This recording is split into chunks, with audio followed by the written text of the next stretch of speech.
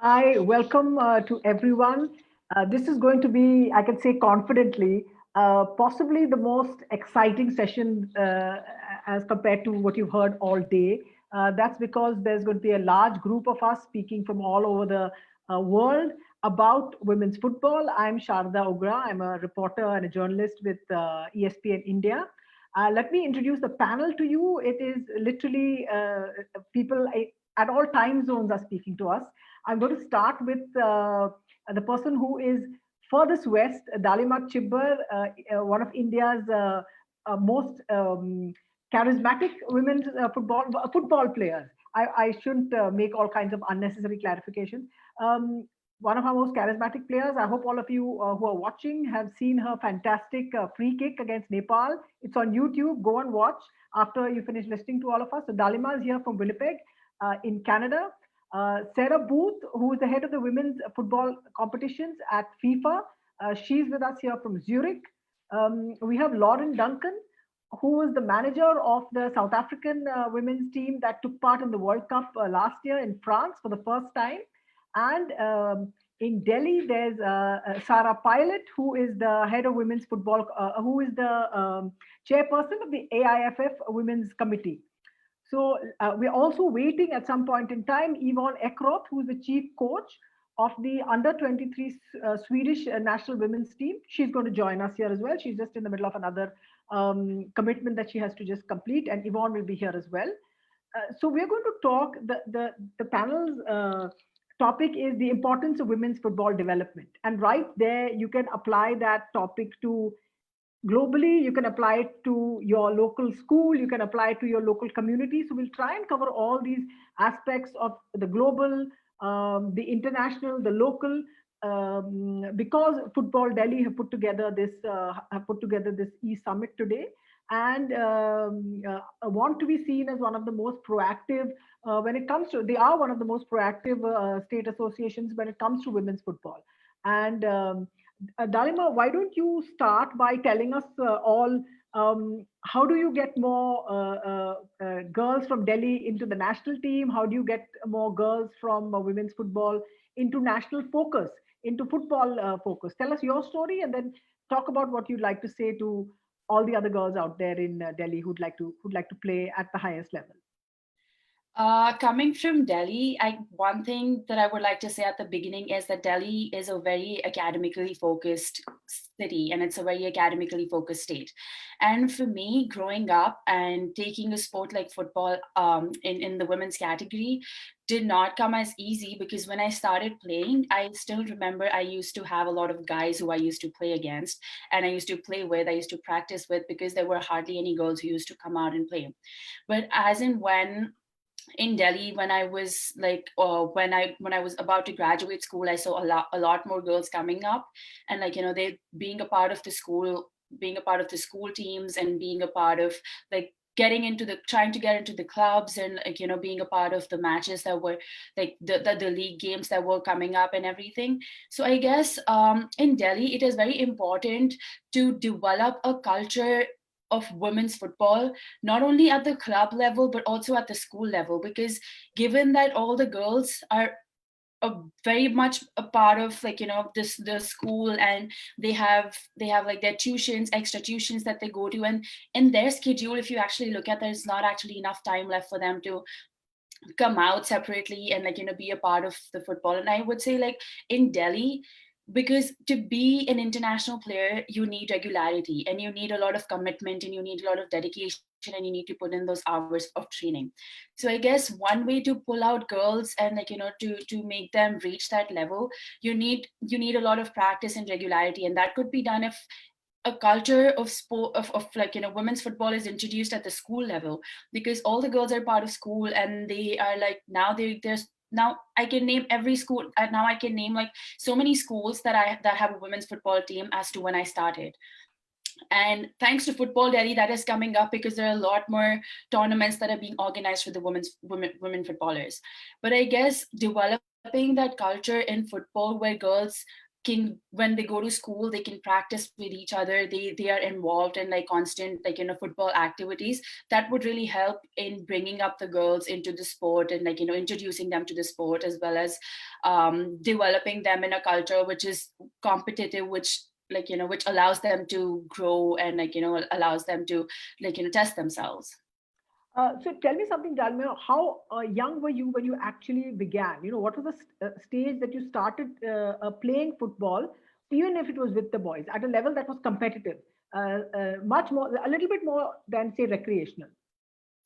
I was around 10, 11 years old, because I started practicing with boys when I was 7 and 8 years old. But I remember that I started playing matches in my school with the boys when I was like 10, 11 years old. That time, it was like when you were in the fourth grade and the fifth graders would play against each other, but it was only the boys team who used to play.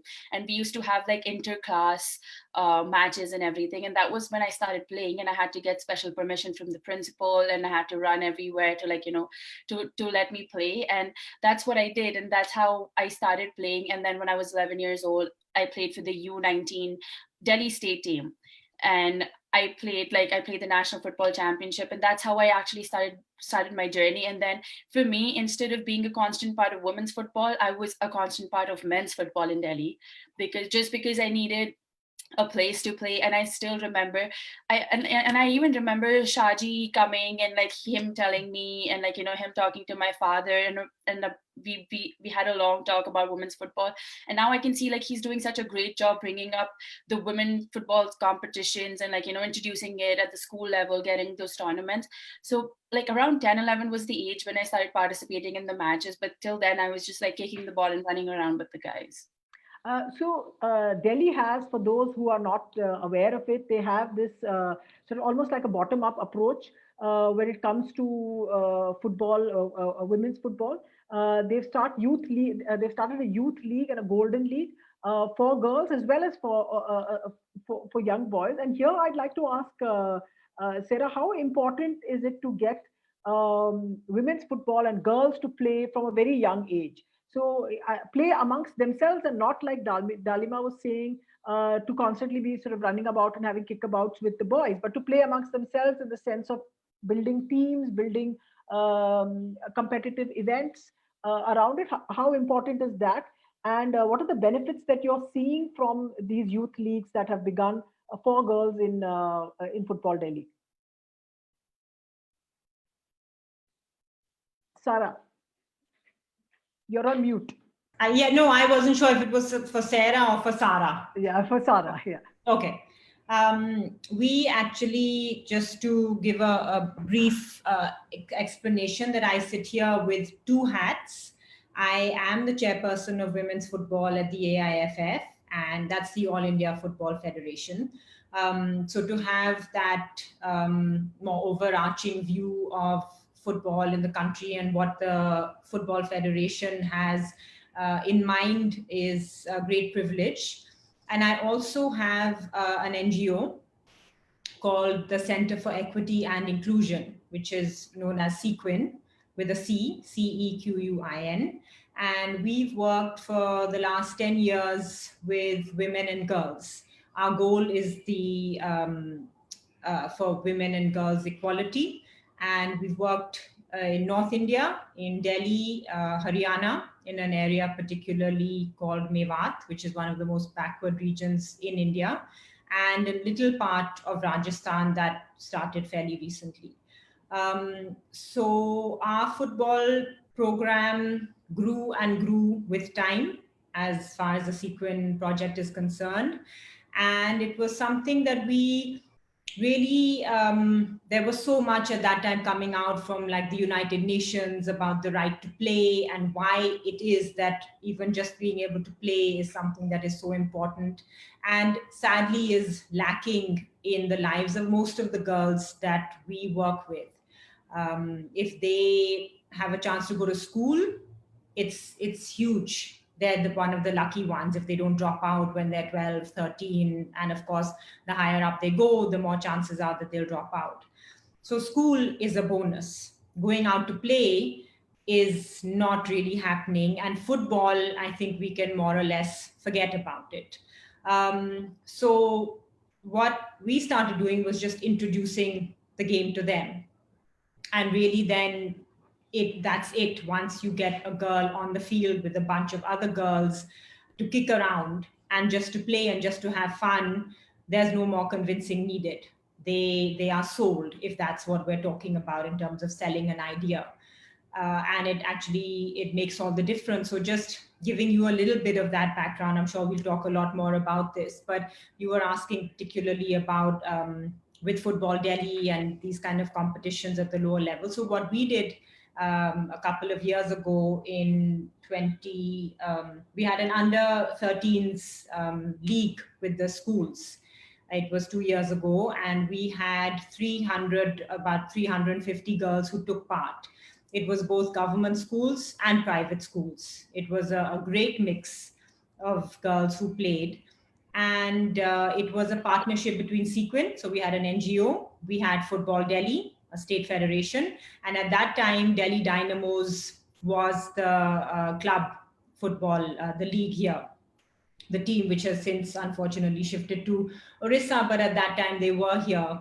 And that three-way partnership between having an NGO and having a club and having the state association, it was something that was so phenomenal, because you got all the aspects that I would say you need to nurture these girls to come out and encourage them to play.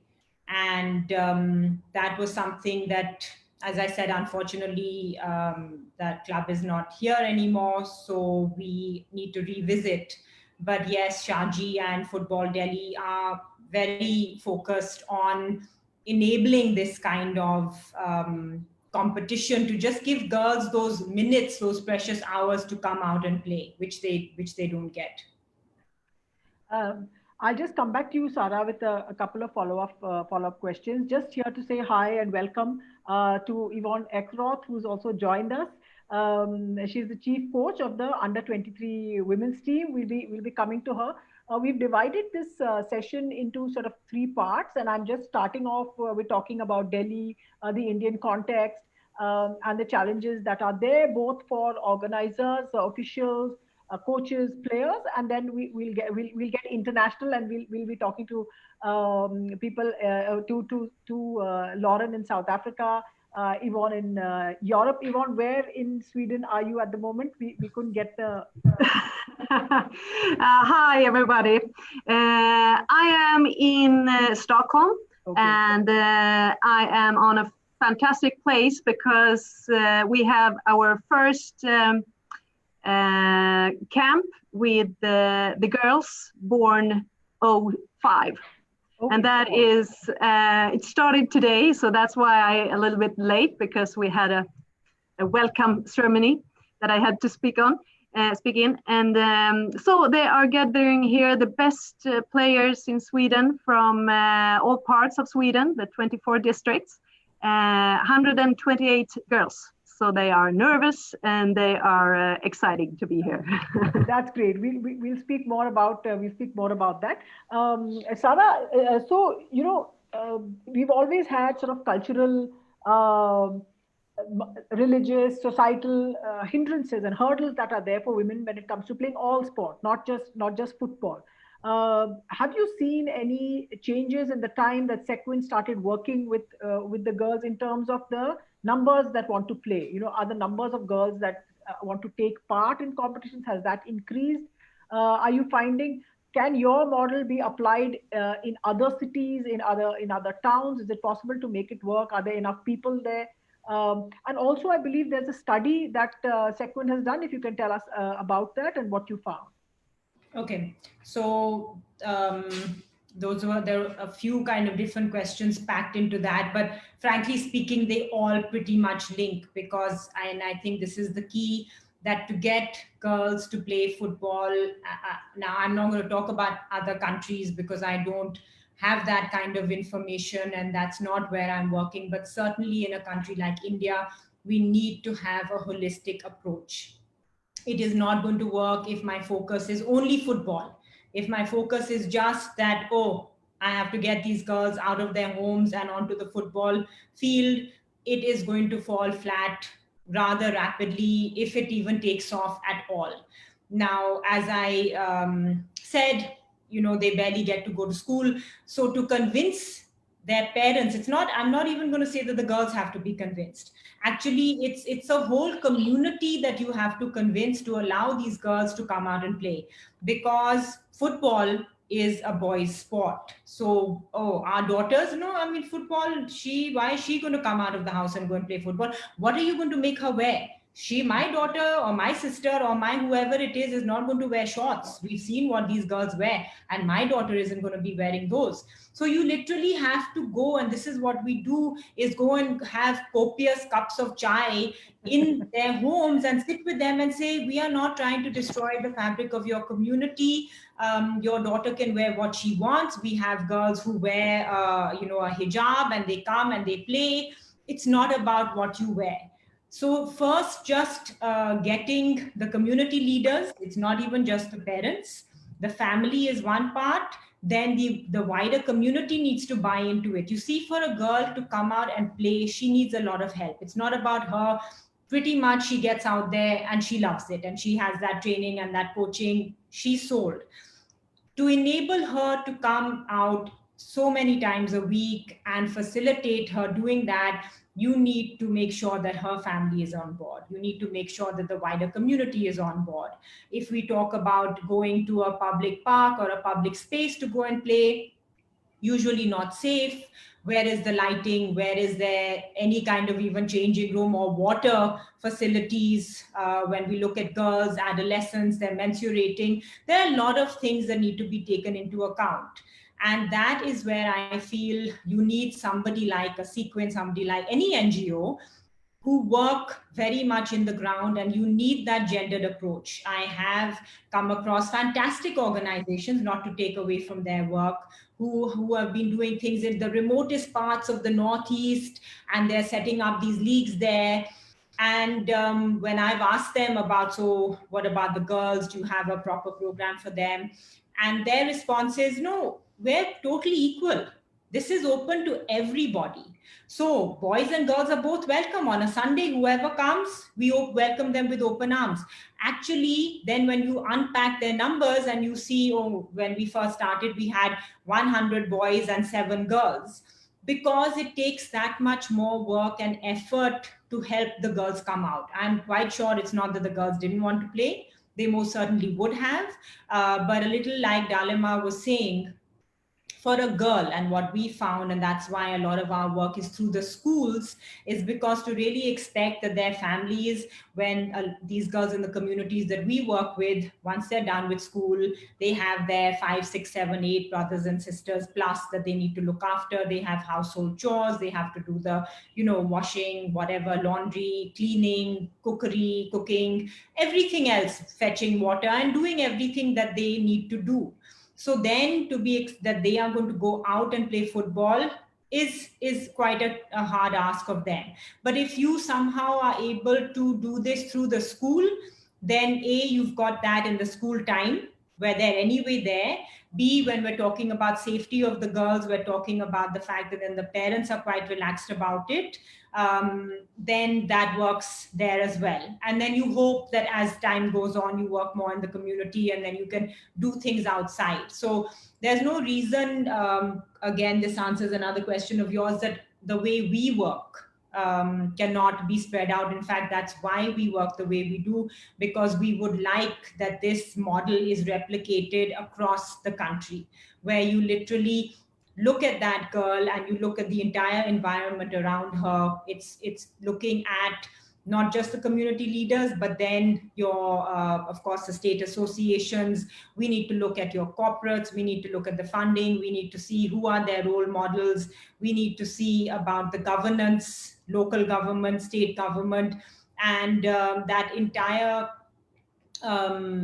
infrastructure around them should be such that enables them to go out. Now, your last question about the study, which I'm very excited about, and it's the first time that we're talking about it. In fact, we're launching it today because it's such a great platform that we have here with Football Delhi. And what we did was we have had this football program in sequence since 2011. And of course, we know, and we have a lot of wonderful case studies, and we know that there is no two ways about the fact that girls that play football with us are completely different to the girls that don't. And I'm not talking about just one session. Even that does make a difference. It sounds crazy, but it's true. I've seen the difference even in body language and their posture and the way they hold themselves after a 5-day football camp. But the girls who play with us in a more regular way over an extended period of time, we decided that now we really needed to have a more solid, statistically significant study that we conducted, so that it's not just a case of me trying to promote my work, but actually having something where I can say that, well, this is the figures and it speaks for itself. And it's nothing, frankly, for all of us, I would say, who are part of this webinar. It's not anything surprising. I feel like we know this already. That it does really impact the lives of the kind of all girls, I'm sure, but certainly the girls that we work with. And what we have trained or reached out to about almost 16,000 girls in Delhi and Mewat. And what we did was we surveyed almost 300 girls. We had a control group, and then we had the girls who actually played football. And we did extensive interviews, not through Sequin. We of course, employed an organization, Neeti Consultancy, to do this for us so that it was statistically sound. And we looked at the impact of the girls who played football and in a few areas like health, education, confidence, and their mobility, because we felt that these are really the areas that give you a good idea of how are their lives changing. Now, yes, in the health indicators, it is true to say that there wasn't a significant difference between the control group and the football group, in the sense that they were all, unfortunately, below the standard which the Indian Pediatric Society has for a girl. But again, I think we have to bear in mind the kind of communities that these girls come from, the nutrition of their mothers when they were pregnant, right through their lives, that they don't get even the kind of nourishment that their brothers get. And of course, if generally as a family they don't have enough to go around, then their entire growth, their nutrition, everything is stunted from day one. So it would be a little far-fetched for me even to say that, oh, well, they started playing football at 13 and suddenly their health indicators are off the charts. No, it's not. But what we do see when we've had these interviews with them is that their understanding and their awareness of the importance of nutrition, the importance of making healthy choices is much improved than that of the control group. So we talk to them, if you ever have some extra money, then for example, how do you go out and eat like street food daily or sweets and chocolates daily? And 51% or 52% of the control group said that yes, they do daily eat candies, and about 39% said that they do. Or if we've looked at their height and their weight graphs, the control group is very much like this, and then it starts to sort of flatten off. And the ones who have played football is much more of a smooth progression. Again, it's not that they can go home and suddenly demand 5 extra eggs a day or 5 extra rotis a day. It's not that they can't. But actually, funnily enough, some of them, they do go home and they do as much as they can now take interest in their diet. And so then they do try wherever they can to have what they do need for their bodies, because they want to perform on the football field.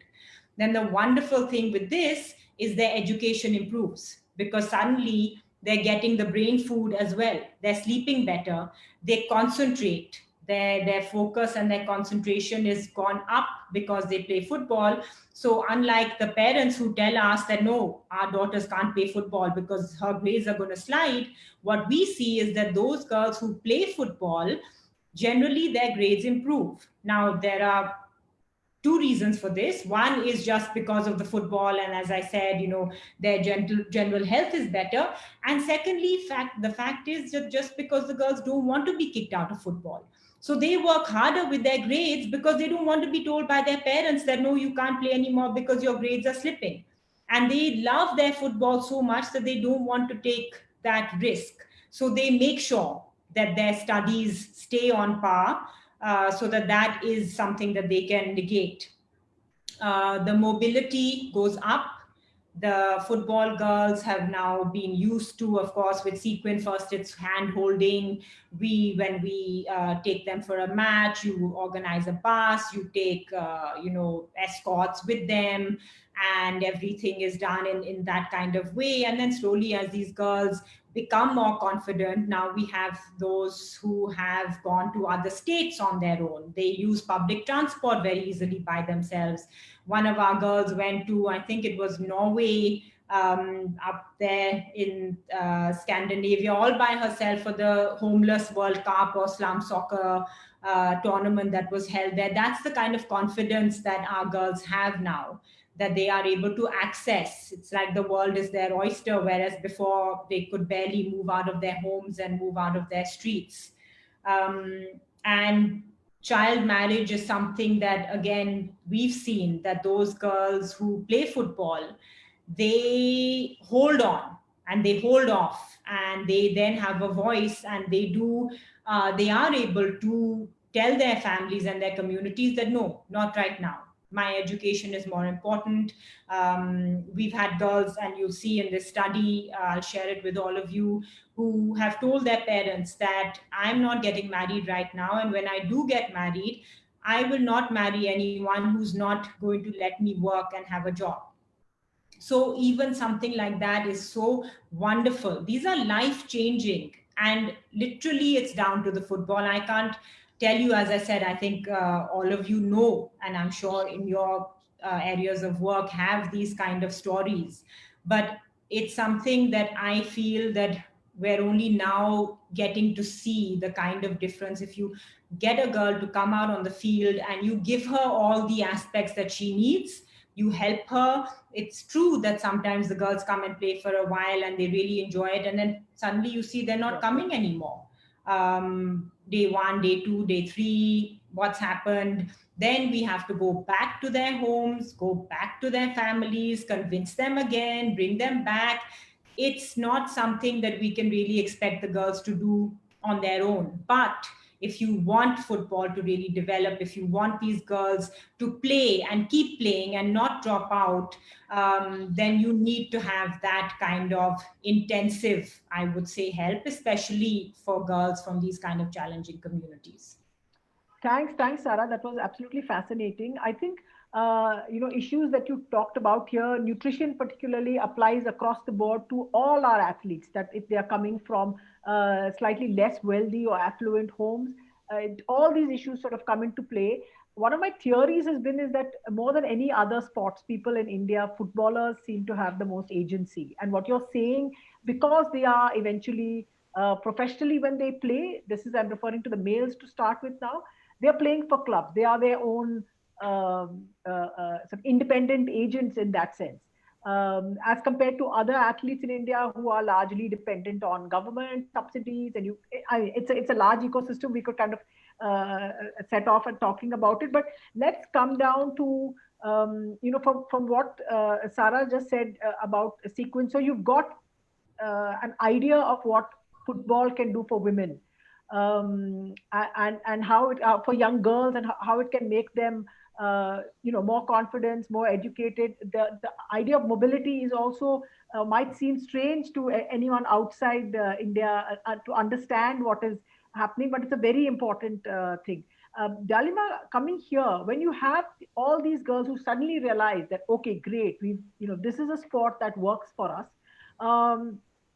But there's no club that they can actually go to and play like the boys could, as in they're not that many, even if they're not connected to schools. How do you work around the fact that then there is no ecosystem that they can sort of tap into to move ahead, to sort of say, okay, I want to play professionally, I want to make this my career. How do I do it? So that does not exist, Dalima. How do you think that could be changed? How can that be made to work for them? And the opportunities to grow professionally, basically. First of all, I would like to start with from like a few years back when the clubs actually started coming up. So, like I used to play for the club that my father had, considering my father is my coach. So that time I remember when he started the coach, when we would actually reach out to people, we would reach out to girls who wanted to play. There were hardly any girls who actually wanted to take up the sport, and that is where the ecosystem did not begin to develop at a rate which it should have, because except for that, where even when the girls, there were a few girls who would turn up at school to train, their parents would not allow them to come in the evenings and do some extra training and be a part of it, be a part of a club or be a part of the team. Can I just jump in and say what is the time period that you're looking at? How many years ago was So this? I am looking back before 2010. Okay, all right. So that time there were not many girls who would actually who actually wanted to be a part of women's football and wanted to take it up professionally or anything like that. But from now on, like now I see there are a lot more girls that are coming up, and there are, like, in the past 2 to 3 years that I've actually seen in Delhi, the club football has come up. The number of clubs that were a part has grown. And even in Indian Women's League, we have seen, like, since 2017, since when Indian Women's League started, from 6 teams, we moved on to 14 teams, which is a big jump in a span of 3 years. So I guess how to work around this is just like Sarah just said, that we would need some support from the community, from organizations, from coaches, to let the girls come out and play, and like to educate not only the girls but the parents about the sport and what the sport can do for the girl child. Because it's not only about playing, but the sport in itself teaches so many things to girls, and just to carry out their daily life, just to be confident, just to expose themselves to a culture which is pretty unique, and which is self-teaching to all the players and to all the women who come out and play. So I guess that is what is very important. Because now, since Shaji has started so many leagues, and now in Delhi itself, I've seen like so many leagues that have come up, not only like baby leagues that we were talking about, there are younger girls. I've seen so many younger girls when I go back who are playing. And I remember the club that I was a part of, that club, like my father's club, had a team in the Golden Leagues, and I remember, like, there were like younger girls who, like very little girls, who were playing and who wanted to play. And I remember they used to enjoy, and they used to have so much of fun. And I guess it all starts from there, along with educating the parents, and showing them the confidence, and like having the organizations which can actually help you and support for you to grow. I guess that is where it all starts, because in the end, coming down to the community and coming down to the society, it is very hard. Because even now, there are a few parents, there are a few people who do not want to send the girl child out to play, who do not really know what women's football is like in Indian context, and who do not have any awareness. So I guess that is where it all needs to start, with educating and with creating the awareness to have that comfort where the girl can come and play and be a part of the club. And the focus is not only education, academics in school. What you're saying, Dalima, again, it sort of applies to sport almost universally, that how do you get your girls to come out and play? I'll move now to sort of the global part of this discussion that we're having, because women's football has grown exponentially in the last 10-20 years. We've just seen it shoot up at a time where, when I was starting out, when I was in school myself, it was something we had barely heard about. So you can see that change is possible, but there has to be sort of the sparks, and there have to be these various elements that come into place, and that are done with and they'll show you what can be done with regards to making young girls take to sport. I mean, I'll just read a few figures for, I'm sure all of you know it, for those who are watching, that the final of the 2019 Women's World Cup which was played in France, was 82.18 million in-home viewers, which is supposed to be the most accurate number, rather than, you get billions. This is actually a much more accurate number, I'm told. And you're talking about, and everyone knows the names of the US team that turned up and played, became champions again. I saw a wonderful documentary about the 2011 Women's World Cup and how the Japanese team came through the trauma of the Fukushima accident to upset the US and win the World Cup there. And I wanted to ask. And of course, the big event that's going to take place in India is the Under-17 Women's World Cup next year. And I've been always in two minds about the benefits of hosting competitions like this. Sarah Booth, who is with FIFA, is going to tell us. Sarah, what do you see as the benefits of hosting this? You're looking at it at a large level as a big competition, but what does it mean at the ground level for women's football, for how girls play?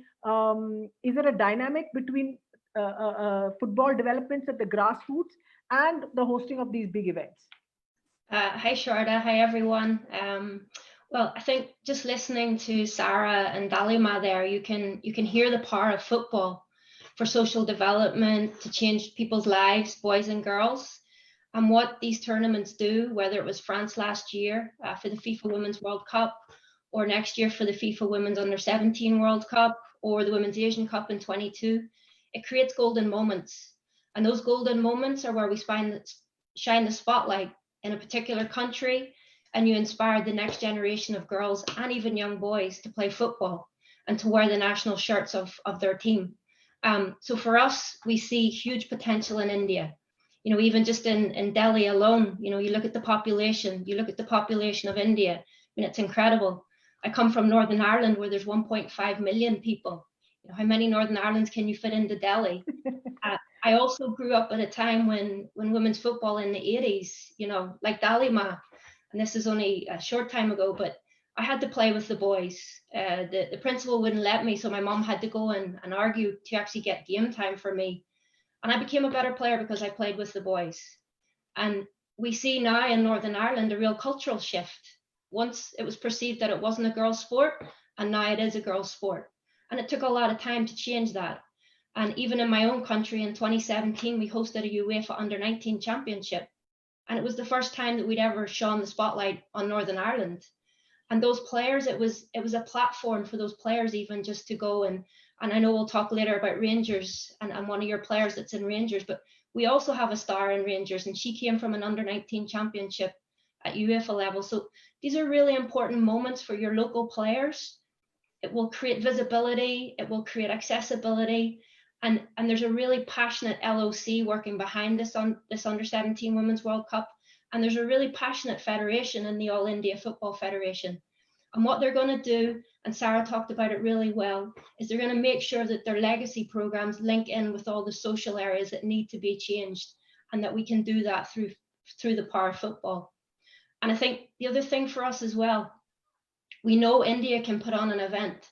They did it for the boys tournament in 2017, and you showed the passion of the India population for football.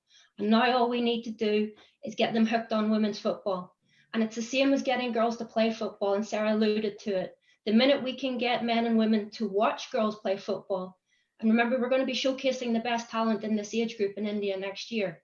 That's all it takes. And then you have a whole new generation of players, but you have a whole new generation of spectators. And that's the game changer. And that's why we feel very passionately that the competitions can drive development when they're linked well with legacy programs. Thanks, Sarah. Dalima, let me ask you about this. What kind of, how does, do events like this increase the public profile of women's football? Say, what is your expectation from the Women's Under-17 World Cup? Number one, and because of, say, the Women's World Cup last year in 2019, what are conversations about women's football? What do you hear? I know you're in Canada, but with your friends back in India, what do you hear about your sport? What are the changes that you hear in people's opinions about women in football? I would like to start with the 2019 FIFA Women's World Cup that happened last year. And I guess it was the first time that it was actually telecasted in India. And that time I was back in India, and I hadn't traveled to Canada to start my season with the Bisons here yet. So I remember I was working on the television, thanks to Sony for the opportunity that I could actually work as like a sports analyst and like, the match analyst with Sony for the FIFA Women's World Cup.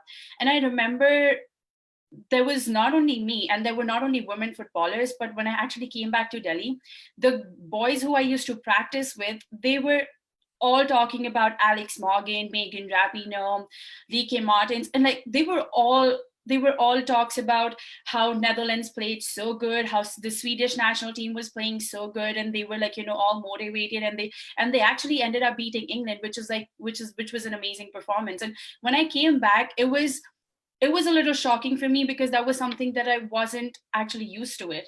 And instead of talking about only Premier League and La Liga, which we usually see, like, the men footballers discussing, they were all talking about women footballers and FIFA Women's World Cup. And I guess it was the tournaments like this are definitely game changers, and they definitely bring about such a change, and they just like encourage the little ones, and the women footballers and footballers in general, the fans itself, and like the parents themselves. That is the kind of motivation that we need, because just because the women's World Cup was telecasted in India, it had such a major impact, and people were all going gaga about how women's football was so good. And even when we looked at the stats, there were like so many people who tuned in as compared to Premier League and La Liga, who tuned in to actually watch the FIFA Women's World Cup, and that only just makes me wonder, with FIFA Under 17 World Cup coming to India next year, and that being hosted and where people will be able to go and watch the matches live, what wonders it can do. Because in the last 2 years, we have seen the fan following, we have seen the indulgence of people increase so much in women's football. So it only makes me wonder what kind of an impact it's going to have, because even now I see like the change is coming, but the tournaments like this, when the tournaments are organized, like under 17 FIFA Women's World Cup, and then with Asian Cup coming to India as well for like the senior women football, this spotlight will eventually be given to women's football, which we all need. And when that happens, everybody will be talking about women's football, and that will be the moment when little girls will be able to see what women football in India is like, what kind of career, and how and what level can women footballers go, and if they work hard, what level can they reach to. And also it would also help create awareness for like the parents and provide them comfort that what actual women football looks like in the world scenario, and what kind of capabilities and abilities women footballers have in terms of that. So I guess it's going to be a huge motivator and encouragement, and also like it will develop the sport, it will develop the players in the country for sure. But I guess it is time that we need a revolution, we need a change in a spotlight, we need women footballers to be highlighted, and that is what this tournament is going to be all about, and that is what is going to help us change the scenario like from what it is right now. Thanks, Dalima. That was fantastic. It's almost like you're standing on a pulpit and making a speech to people. It was superb. I hope they're going to rope you in, AIFF, to make sure that you sort of travel the country, encouraging people to come and shouting at parents. I want to sort of turn the attention now to sort of the approach of other countries with regards to women's football, the stakeholders that are there. And I think, so Lauren and Yvonne, thank you for your patience and for listening to us going on and on. But Yvonne, coming to you, because Sweden is a pioneer almost of one of the pioneer nations of women's football. Finalists in the 2003 World Cup, finalists in Rio at the Olympics, and a third place at the World Cup last year in France. Hard luck about the third place and not winning. I mean, so Sweden's been a part of pushing women's football ahead, and so what, according to you, is the best way for a country, say like India, to start and to set up? You're in this camp for young women players who have gathered. They're all excited. Are you looking at numbers? Are you looking at events? How should the focus what should the focus be?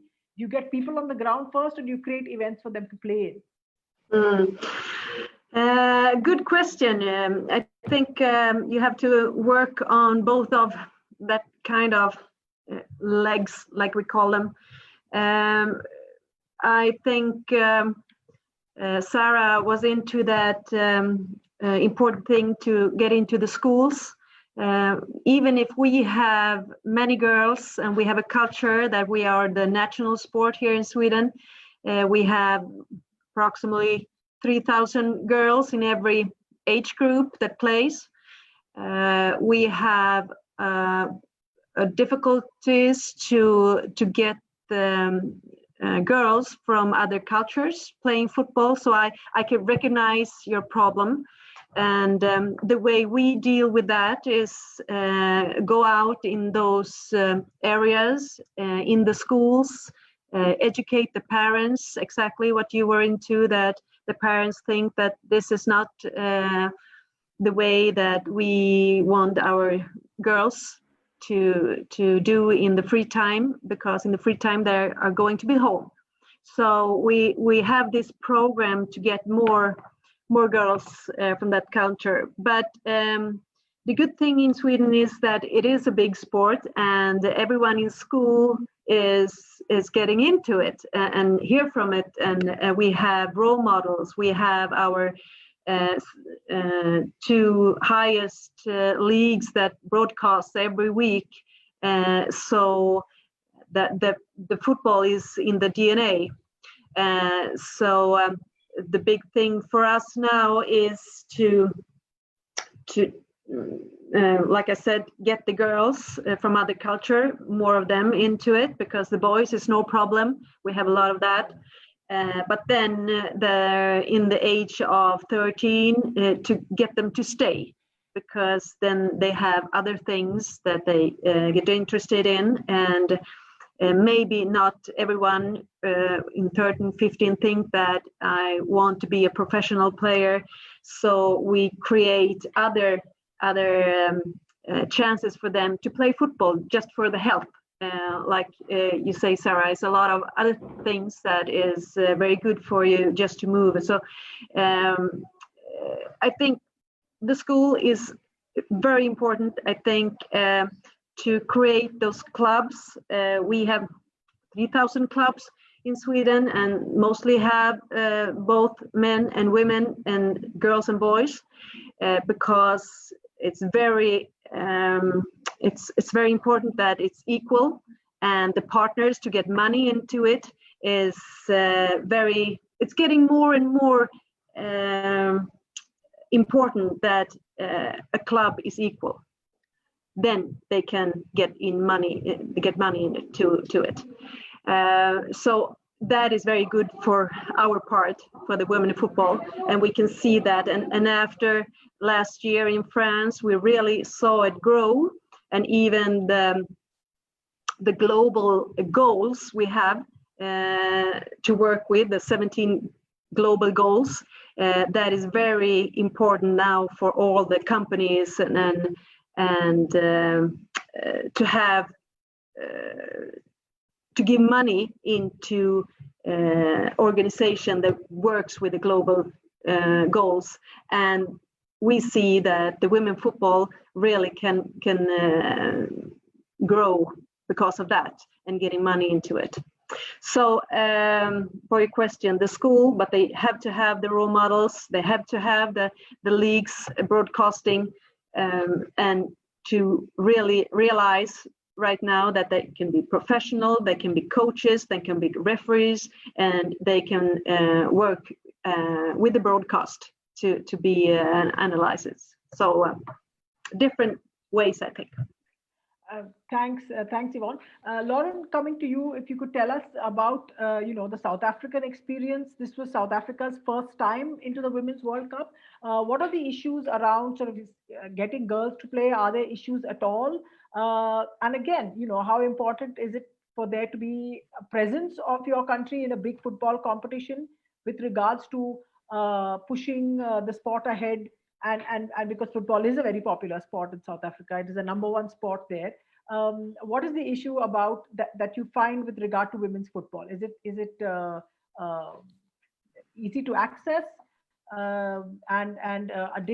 Did the presence at the World Cup in France sort of mark a shift or make a change in any way? What is your assessment? I think South African football is very similar to the Indian culture. You know, the girls aren't supposed to play soccer or football, as we say it. It's a men's sport. But yeah, I think Banyana Banyana's first debut at the World Cup opened up many doors. It opened up many doors because now there are South African role models for our South African young girls. Before it was your Alex Morgans, like we said, your Megan Rapinoe's.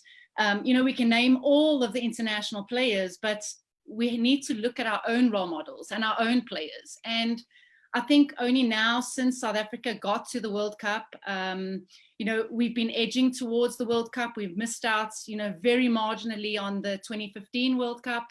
So, you know, we got there. And I think, you know, being on the world stage and seeing how many South Africans watched the World Cup, even after Banyana, you know, were kicked out of the group stages, shows that women's football in the country it's massive. It's just waiting to be unearthed. It's waiting to be, you know, taken on, to say women's football is a sport to be recognized. It is a force for girls to move forward. And I think very similar to India, you know, it is very much a boys' sport. You know, the girls' leagues are not professional leagues. We can't have careers in football. So you find a lot of the girls that are wanting to get into the sport and wanting to play the sport, you know, soon fall out because there's no money, you know, there's no career unless they get signed to a team overseas, or, you know, get to go to the World Cup where these clubs can see our players. I believe we have a lot of talent in African football, and especially in South Africa. And if you look, I think in the past week or 2 weeks, we've had at least 10 South African players signing for teams abroad. And this shows that, yes, right now we have no football in the country due to the pandemic, but it means that girls now have the opportunity, and clubs are looking into South Africa for them to leave the country and have a career in the sport. We're also finding more women getting involved in refereeing, whereas before you would go and play football and you would have an all-male official team. So, you know, I think with the World Cup, with women's football really taking that next step, under 17s are also on the verge of qualifying for the under 17 World Cup in India. So hopefully, you know, we'll get to come to India and really see what football is about there. But I do believe our cultures are very similar, and I do believe we are on the same path to get football to the next level in South Africa, as well as what India are doing. Thanks, Lauren. Just a little information for everyone who's here watching. South Africa are 5-time finalists of the Women Africa Cup of Nations. And it's interesting what you say about the cultures being similar, Lauren. I mean, one of the things that struck me now is how can women's football be structured in any of the countries? Yvonne just said that they're trying to make clubs equal, that you have to have men's team and women's team. Is there can a women's only club work as an economic entity, number one? And should organizations, should associations like AIFF, for example, insist that any club that is in place has to have a women's team? I'll start with you, Lauren. What's your sort of thought about clubs being created for, you know, just so that women can earn a living through playing football? I think I'm also actively involved in a women's only club in South Africa. You know, we're not linked to a men's club, but the biggest issue with women only clubs, especially in my experience, is funding. For women's clubs to be able to move forward on their own, we need to have sponsors that are willing to come and help women. More so the men's clubs, you know, we don't want the women's teams to shadow the men's teams, but it is the way to go, because the men's teams and the men's clubs have the money, they have the sponsors, they're able to call for equality and, you know, share the sponsorship money between the men and the women, because if they're both playing professional football, yes, the money should be, or the sponsorship should be shared between the two, because they're both on the same level as just different genders. So I do think there is a way forward for women, female clubs. I just feel that there needs to be more support for female clubs. And I do feel specifically with the club that I do some work with is we only have female coaches, we only have female managers. It's a full female environment, not taking anything away from the men. But sometimes, especially with the cultural side of it again, it's easier for a girl in our sort of culture to be able to go to a woman for advice.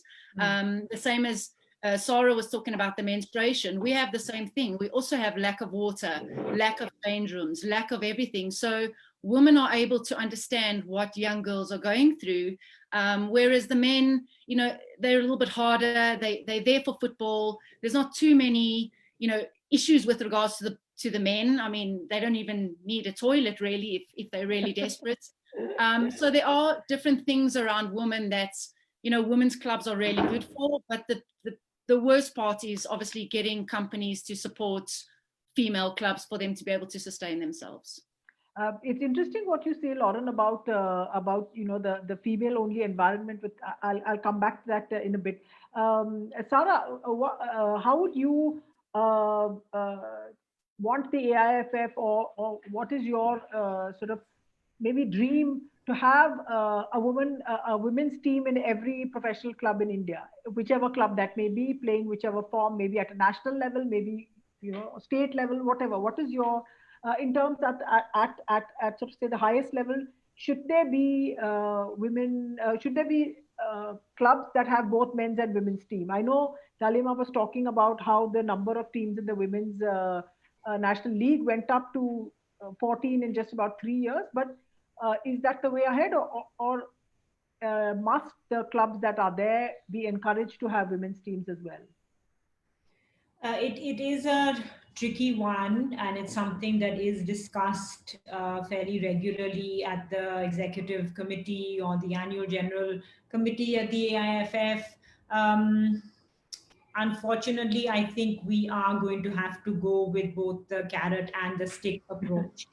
While it would be really nice to be able to say, you know, everyone should just go ahead and do whatever they feel is, you know, they feel passionate about, and if they want to create a women's team or have a women's club, or if they want to create a team for the league, then they should, and if they don't really, then, you know, that's okay. But actually what is going to happen is that people do need that kind of push, and everything comes together. I mean, it really is, as Lauren was saying, we need to be very realistic about what is the situation, where is the money coming to. In a country like India, cricket, somewhere down the line you may have football, and that's men's football. You come further down the line and you may have women's football somewhere over there. So out of the pool of money that you have, then you're coming down very much lower to women's football, even with CSR. And at the moment, I think we do need to take cognizance of the fact that with coronavirus right now, the entire economy is under question. CSR, which, you know, or any kind of sponsorship funding, where are the corporates and the companies, the entrepreneurs, where are they going to put their money?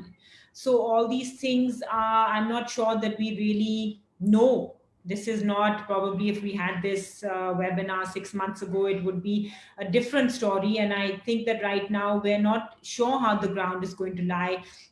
Even with the under 17 girls women's World Cup that's coming up, I think it's very sad and unfortunate that it's going to be at this time, because yes, as Sarah was saying, for the boys, it was fantastic. It was a game changer in our country. We really galvanized. People were very excited. They were absolutely behind the boys team, and it changed things dramatically. And I'm still hopeful that we will have that kind of change with the girls. But at the end of the day, it's not the same world that we're in at the moment. So I'm not sure whether we're going to be able to do that. But sticking to your question, I think that there does need to be that encouragement. Some of it probably is going to have to be because you do have these clubs that are very reluctant, because as we've all discussed, to really have a flourishing team or to get those girls out, it probably takes a little bit more time, effort, money, and people. It's about the low hanging fruit. How much effort do they want to make? So you probably do need to have a little bit of that stake and say that unless we see, even if it's not going to the point of, oh, you need to have a women's club, but at least that when you have maybe your training programs, can we insist that you have some days in a week where you have girls that come in and play? Can we see those kind of changes at least and enforce those across, again, working with state federations? Not all of them are like Delhi football, who really do have a gendered approach. It needs a gendered approach. But then it would take all of us, whether it's FIFA, whether it's AIFF, whether it's the media. I mean, not again, everyone is not like Sharda over here, who have that understanding of gender, who will seek out role models, who will write the stories. We actually need to sensitize the media as well.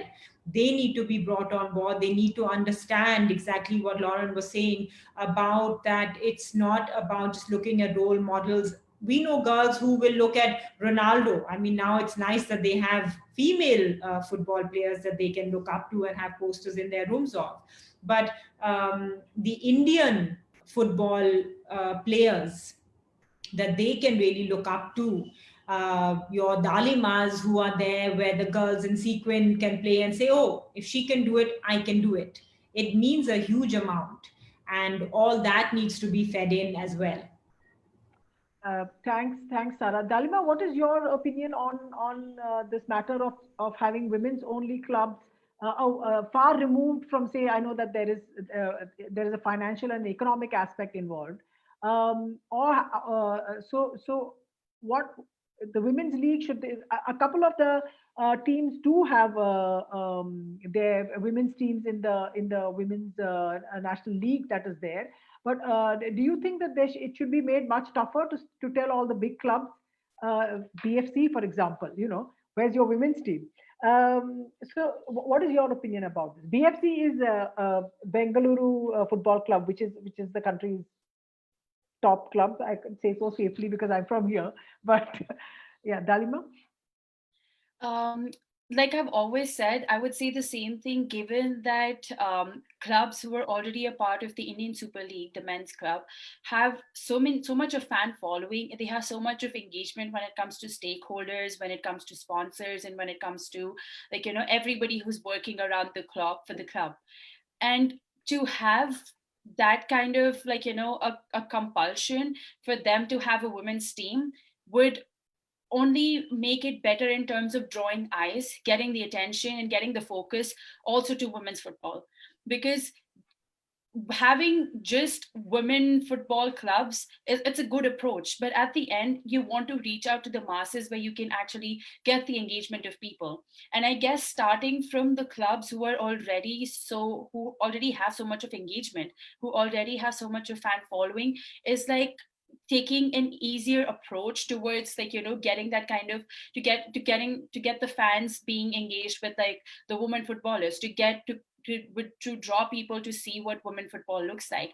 And I guess you talked about Bengaluru FC, and then there's FC Goa, and then there's Chennai FC, big names in Indian football. If they have women's team, people will definitely go and they will change their focus at some point of time and look at the women's team when the women's team is going to be playing. Because it's not only the men's team, it's not only like the Bengaluru FC men's team. It does not say that. It says Bengaluru Football Club. And if Bengaluru Football Club is playing anywhere, the fans will go, the fans will indulge themselves, the stakeholders would come in, like the eyes and the attention will be shifted to women footballers when they would have a women's side of it. So I guess it is definitely very important. And I guess when I woke up, and I woke up to the news of AIFF putting that as a licensing criteria, and I guess I was so happy, considering that we have always wanted these clubs to have a women's team. And we started with FC Pune City in first season, but then they backed out eventually. And since then we haven't had any ISL club. We have only had Gokulam Kerala, who's been like fielding the team for the past 2 years, and it's an I-League club. And I guess we have seen the difference in terms of engagement when it comes to FC Gokulam Kerala and it comes to the other clubs. Because FC Gokulam Kerala is already an established club, and I've been a part of that club, and the engagement, the treatment from fans, the treatment from the management, I guess everything comes to it is pretty much different, and the professionalism of the team as well, because it is already a well-established club from before. So I guess having to take that approach it's a step in the right direction, considering that it will help us to change the focus and divert the focus to women footballers as well. And it will be the kind of focus that we have been looking for, and it will be the kind of attention that we've always been looking for, just to show what we have in ourselves as women footballers and what we can do on the field. Lauren, I just wanted to come to you, what you were talking about, the club that you have, which is a completely female environment, coaches, administration, all the rest of it. How did that come to be, and how do you go out and try and increase that number of your, of women in the entire ecosystem? So you've got coaches, trainers, referees. Also, not everybody can be a star player.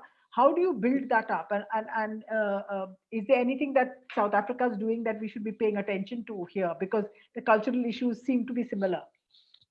I think what Dalima touched on is right as well. The men's clubs, they already have their fan base. They already have their millions of supporters. They have their fans that follow and love and buy merchandise and do whatever. So that is definitely the best approach, is to partner for a men's team to have a women's team.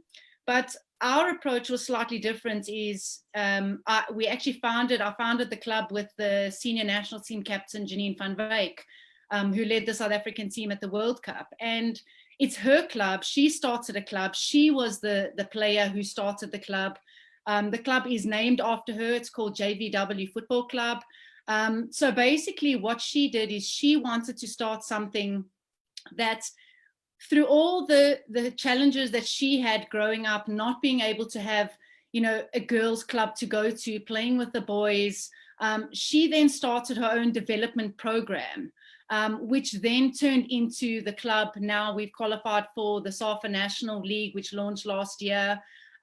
So we don't just have one team. We've got a full development structure, right from 9 girls from 9 years old that can come and play with girls of their same level. We've got beginners groups, we've got elite groups, and we're trying to push the girls up that way in a female environment. We've got a lot of girls who we sometimes encourage them to play with the boys, because you do become a lot more physical, you do become a lot stronger, as opposed to, especially when the sport is still quite new. I mean, USA, Sweden, a little bit different, because all the girls play football. That's the sport that everybody wants to play. Whereas in India and South Africa, girls don't play soccer or don't play football. So, we've got these girls that we've actually taken out of the boys' team. So they're already at a level that they can compete at the higher levels. So our structure is not just one team where we, try and get all the girls to come and play. We also, on the other side of our program, we run the schools league in one of the provinces in the country.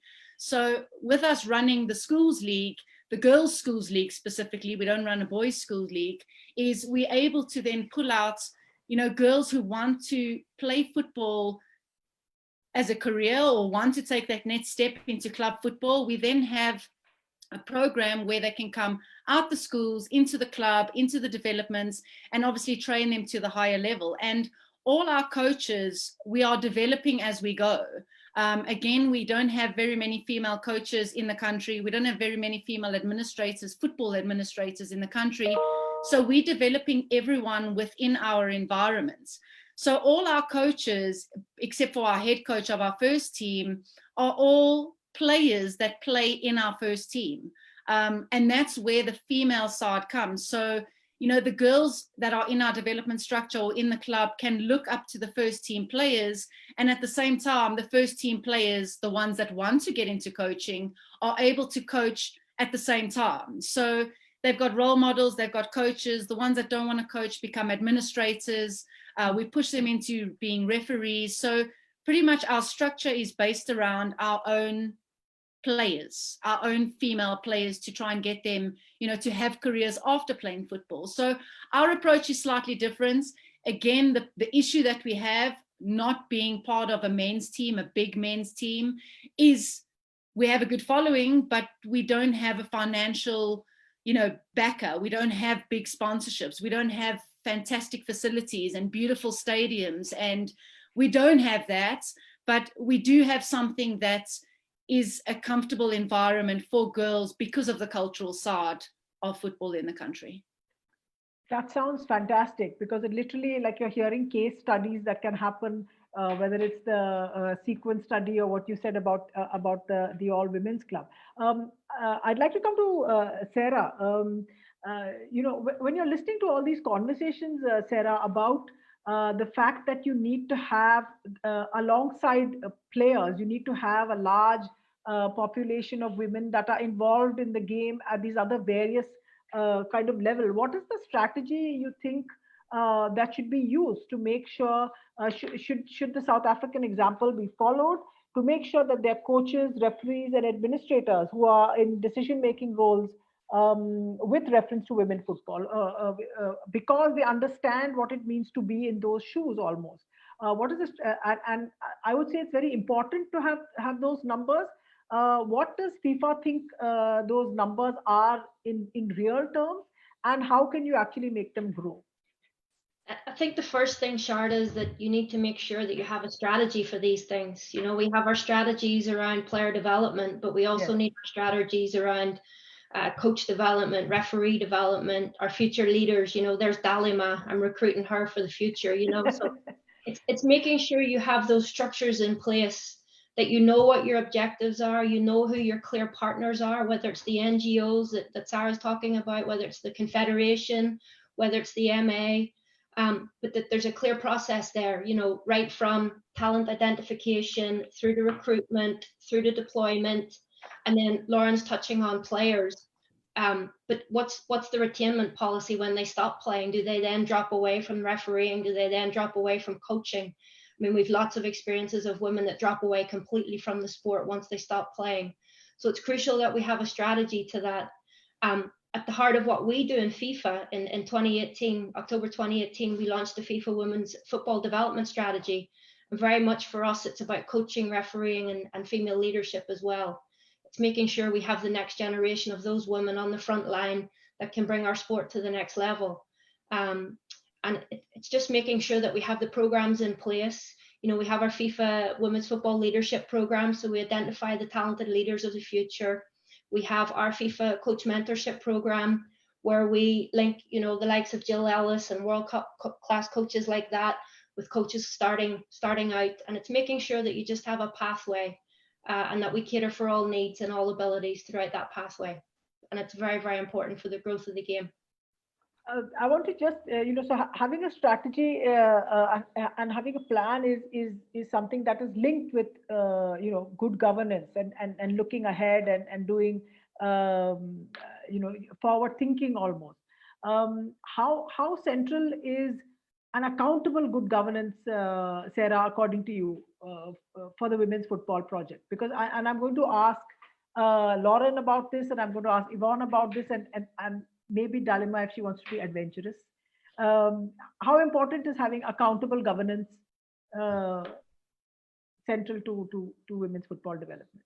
Yeah, I mean, it's critical, Sharda, that we have governance structures throughout that are transparent, that offer accountability, and that make sure that what we say we're doing, we do.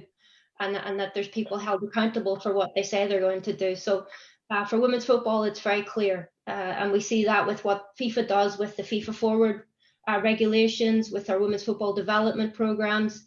You see it now just recently with the COVID relief plan that has been issued to all MAs. There's an extra $500,000 specifically for women's football in each of the MAs, as long as they have a women's football strategy or have women's football within their corporate strategy. So the common theme throughout all of that, Sharda, is accountability and good governance. And for the game, not just women's football, but for the whole integrity of the game, it's critical, for sure. Lauren, how about governance being central to the fact that you can actually make genuine progress in that sense? Yeah, I think, in my experience, women's football or people that work in women's football are passionate. So generally, if you're getting involved in women's football or projects around women's football, there is accountability, or more so there is accountability, because the people who really want to push for women's football are passionate about the sport. So I find, a lot of the people that we work with, not just in South Africa, but across the board at FIFA as well, with all these plans, CAF, our Confederation of Africa, there is a passion for women's football, and there has to be accountability in everything that happens. And I just think because women's football is still, like I said earlier, waiting to be unearthed in many countries, I just think there is such a good foreseeable future, with the people that are working in the sport. Thanks. Yvonne, sorry, I didn't come to you about so two questions here for you. Two questions. The first is, should it be made compulsory, like you said it is in Sweden, for there to be men's and women's teams together? And then the question of governance, and how important is good governance, and what is your experience of that in Sweden, where you are at the moment? The first question about the clubs. If we look into the history, we can see that we have mostly on the highest league just a women's club. In the highest league right now, we have 10 out of 12 are just women's club. But we can also see the trend that goes into Europe right now. You can see it in Italy, Juventus, and so far, and in Spain, that the men's club is taking in a women's team, and we can now see it in Sweden too, the highest in the highest league. So this year, I think 4 clubs in the highest league started with a women's team.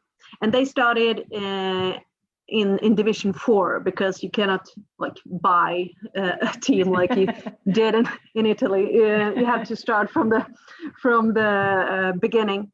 But they see it, like I talked about earlier, that the stakeholders, the companies, they really want put money in a club that have everything. Then the important thing is, because I've been a coach in the highest league where we were men and women, that is the organization. Where do they put the women's team? Is it back there with the youth teams, or is it in the similar level at the men's team?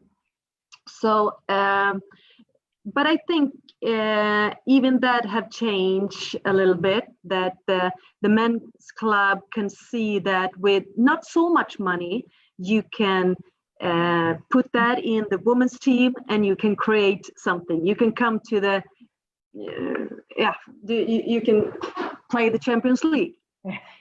So that is more a good promotion also. They can see that the partnerships could be, they can get more stakeholders and partners in that.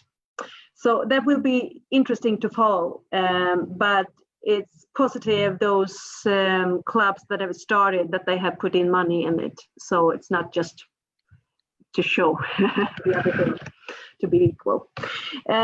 When you, the other question, governance, about how important is it for there to be accountable governance Lauren is saying that it's automatic almost because women's clubs are started with good intentions.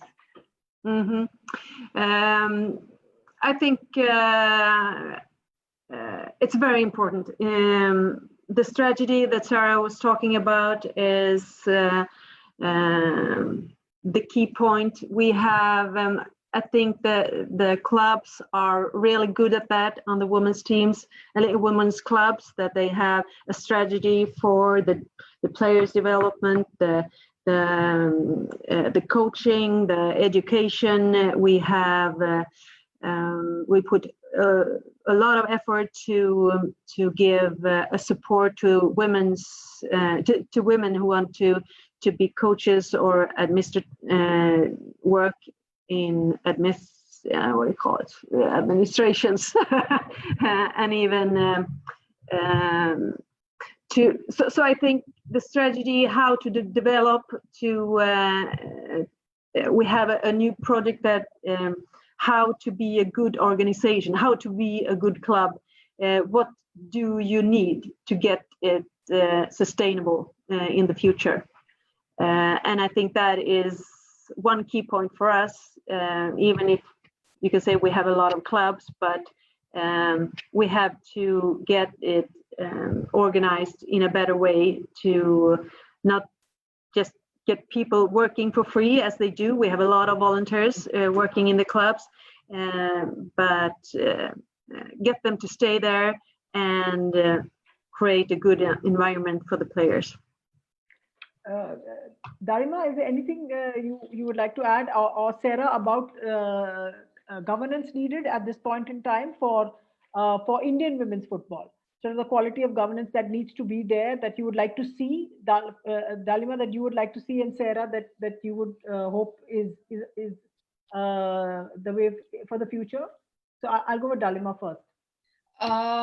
So I would like to talk about it from the perspective of Football Delhi itself.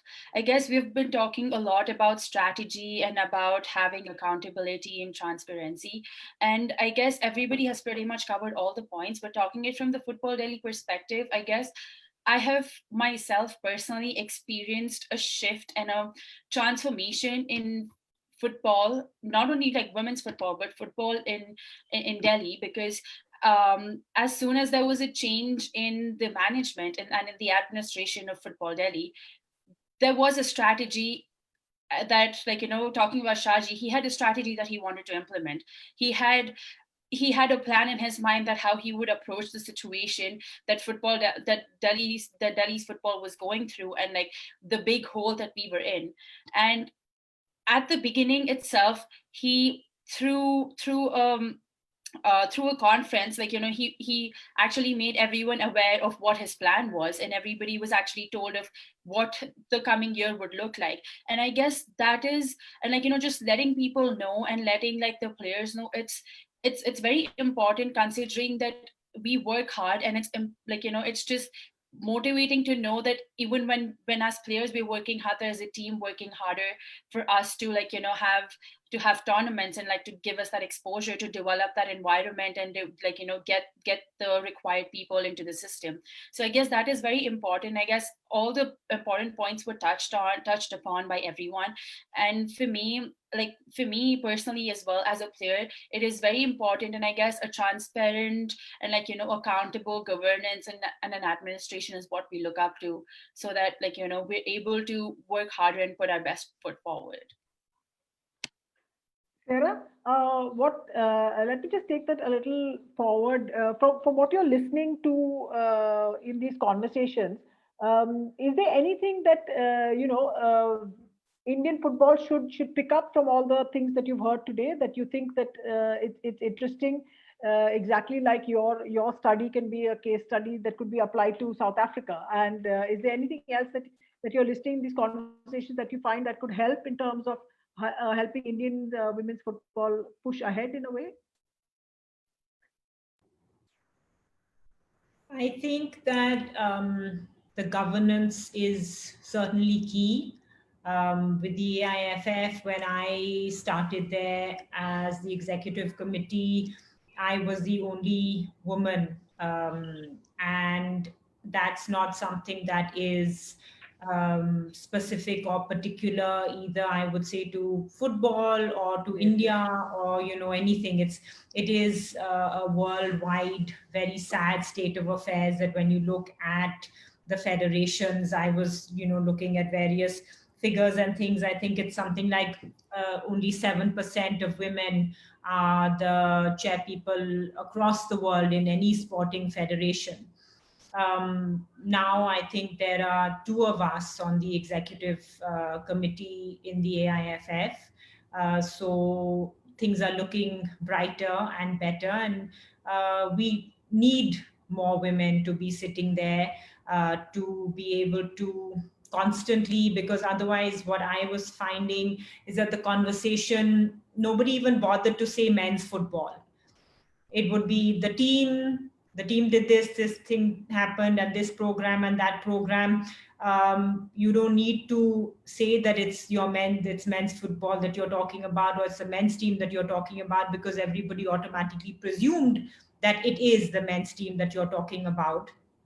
And in the last few minutes of the meeting, it would be okay, anything left, and do we have any time to talk about the women? But even in the time that I've been there, you see the change even in the attitude of the Football Federation, and how now women's football is getting much more of the focus that it deserves. And I see that there is no reason that any federation, or whether it's a club, should be able to be under that scanner. And I'm hoping that now, as we have, for example, with Sequin, I'm an NGO. When I get funding from corporates, I am answerable to them, and I make sure that every single rupee can be audited and I can answer for everything that comes in. And I think that kind of confidence should be there in any federation, that if anybody asks, that my books and my offices can be open at any time to show anyone what is being done. Then again, when we're talking about having that kind of investment from individuals, from corporates, from philanthropists, that is going to fill them with much more confidence in the sport, to be able to feel that, yes, okay, I know exactly where my money is going, and I'm seeing here it's so positive, because it's not just about the numbers game. It's not just about, oh, now we have X amount of million watching the sport, but it's about lives that are changing and transforming. So it's not a very difficult sell, I feel, but it's about doing it in a very professional and well thought out way. And I it's been so fantastic to hear from everyone here stories from Sweden or South Africa. And at the end of the day, there's so many similarities. I think for me, I look at Sweden, I look at Yvonne, and I feel jealous of how women's football in Sweden is right up there. And yet she faces similar issues. That she said herself that at the age of 13, we have to work to get the girls to stay.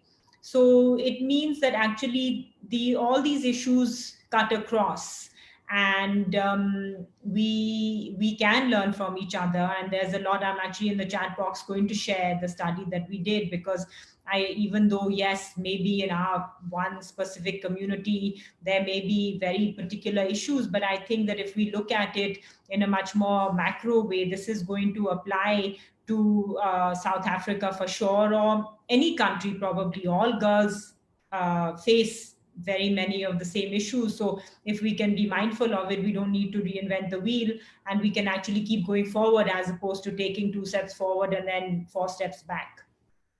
Thanks. Thank you so much, Sarah. Sarah, what's happened as usual is that we had all these questions, and we thought that 90 minutes is enough, and it's not enough. Lauren, you had warned me during the trial, and you were absolutely right. We now have, by my watch, we now have about 2 minutes left. Is there anything that one of the questions is it, I'll just ask Sarah, I'll ask this to you and then I'll quickly have to summarize.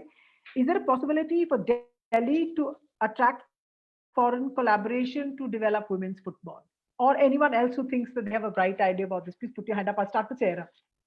Yes, for sure. One of the things we've seen for Clear today, and I've been tracking the whole event on Twitter. You have a very progressive governing body in Delhi, Football Delhi. You have a very passionate president in Shaji, who seems to care about football, the whole football family, regardless of gender or of anything. So I think the opportunity is there. I think unfortunately the reality now, and we see that with some of the players, with Dalima, with the girls going to Rangers. At the minute, women's football is in its infancy in some countries, and these players are forced to go outside of India to play football. And it's going to be Football Delhi, it's going to be the AIFF really stepping up to the mark to put the structures in place to make sure that they can bring them and keep them at home and keep them in their state. So yes, is the short answer, but it's going to take time and it's going to take a lot of work and a lot of investment. But yes, for sure in the future. Thank you, Sarah. I just sort of wanted to wrap up here. Again, Sarah did that beautifully for us, talking about the many common streams that we have, that women's football has. The study at Sequin can be played out in South Africa. Hopefully the JVW, the club set up in South Africa, can somehow find its way. Dalima, you're here, you heard about it. You and Aditi, maybe, who knows? With Bala or with Bembem, Devi, anything is possible in that sense, because it's at a nascent stage, and you can see sort of almost a flowering of what is there in Indian women's football, with the fact that there's going to be an under-17 World Cup next year. Hopefully we'll have an event which is full of color, excitement, which we have so much so that we've forgotten about what the world is going through now at this stage. So these are the many themes that are there, and Sarah's view about how you can go ahead by collaborating and by working things out is great, because you are able to then see that there is a path ahead, because people have walked on the steps that you are going to walk on. Yvonne knows about it. She's been a part of the great Swedish pioneering effort many decades ago. But thank you so much. Thank you to Dalima, to Yvonne, to Sarah and Sarah, and to Lauren. I hope all of you who watched enjoyed the discussion, and will always keep women's football in your hearts and in your minds, and realize that it's a great sport, and you had better start following it. Thank you very much.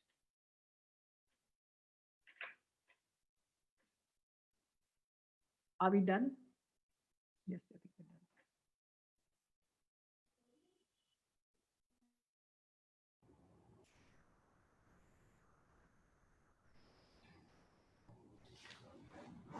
Good.